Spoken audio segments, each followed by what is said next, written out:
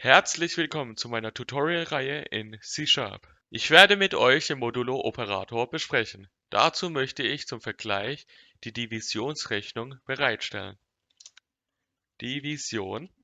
Wir deklarieren zwei Variablen int Zahl 1 ist gleich 17, int Zahl 2 ist gleich 5. Wir bilden die Summe. Zahl 1 geteilt durch Zahl 2. Und wir geben das Ganze in der Konsole aus. Division.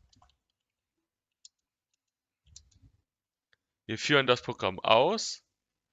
17 geteilt durch 5 ergibt 3,4. Da Integer eine ganze Zahl ist, wird nur die 3 angezeigt. Zur Übersichtlichkeit habe ich diese Anweisung hinzugefügt. Jetzt kommen wir zu dem Vergleich mit der Divisionsrechnung und dem Modulo-Operator. Wir deklarieren zwei Variablen, int num1 ist gleich 17, int num2 ist gleich 5, int sum ist gleich num1, modulo wird mit dem Prozentzeichen gemacht, num2. Wir geben das Ganze in der Konsole aus.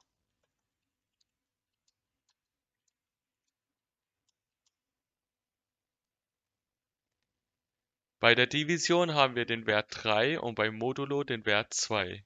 Wieso erhalten wir beim Modulo-Operator den Wert 2?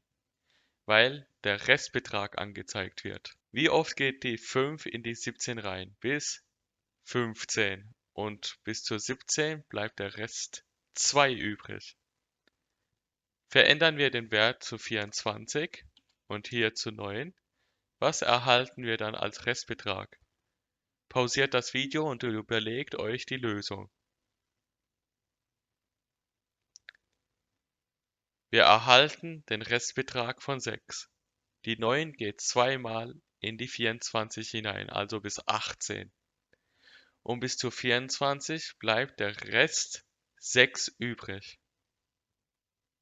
Ich zeige euch jetzt ein Anwendungsbeispiel, das die geraden und ungeraden Zahlen in einer if-Bedienung auswertet. Wir schreiben eine Anweisung und deklarieren eine Variable und es wird konvertiert und in der Konsole angehalten, um den Wert anzugeben.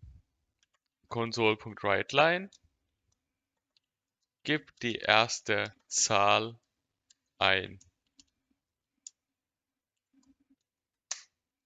Int number1 ist gleich convert.toInt 32 console.readline.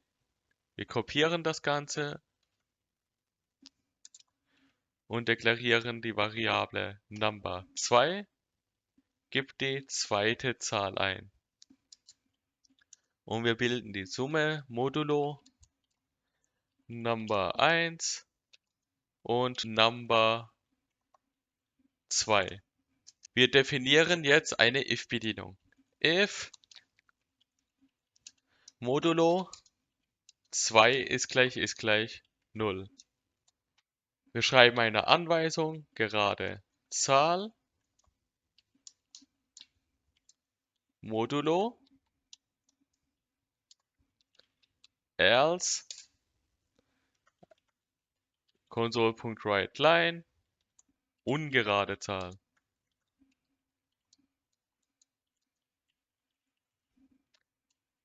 Wir führen das Programm jetzt aus. Wir geben die erste Zahl ein, 17, und die zweite Zahl ist 5. Was erhalten wir als Restbetrag? Die 2 als eine gerade Zahl. Führen wir das Programm erneut aus und geben hier 24 und hier die 9, dann erhalten wir eine gerade Zahl mit dem Restbetrag von 6. Die Bedienung hier, wenn die durch 2 geteilte Variable einen Rest von 0 hat, also diese Variable hier, wird verglichen mit der 0.